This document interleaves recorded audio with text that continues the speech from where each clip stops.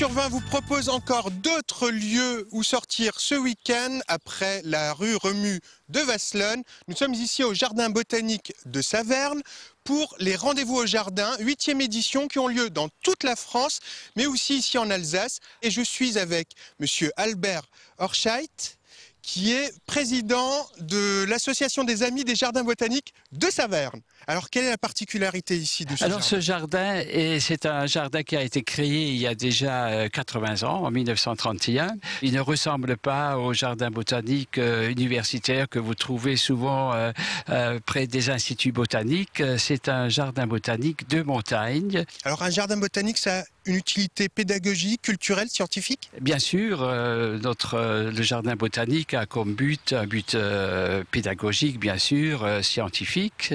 Et notre association s'occupe tout particulièrement des animations.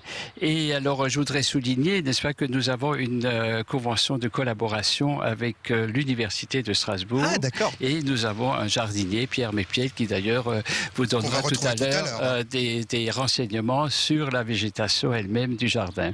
Merci beaucoup Albert. On va aller rejoindre Pierre qui va nous montrer les variétés exotiques de ce jardin et surtout les particularités de ce jardin botanique ici à Saverne.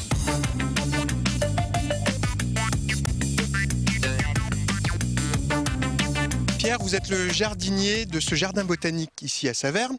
Ce que je trouve très étonnant dans ce jardin, c'est qu'il est très sauvage, alors qu'un jardin botanique, en général, on s'attend que ce soit très rangé puisque ça a une vocation scientifique. Oui, tout à fait. Alors là, au-delà de la vocation scientifique, en fait, les fondateurs du jardin ont voulu préserver au maximum l'aspect naturel du jardin pour présenter les plantes dans un cadre comme on pourrait les trouver en nature si on allait se promener et qu'on allait les observer. Et justement, la particularité du jardin, en fait, c'est d'avoir la plupart, une vingtaine, disons, d'espèces en fait d'orchidées qui normalement sont plutôt sur les collines sous-vosgiennes qu'on trouve dans la région et qui ici se naturalisent en fait et puis se ressèment spontanément dans les prairies. Il y a aussi des plantes exotiques.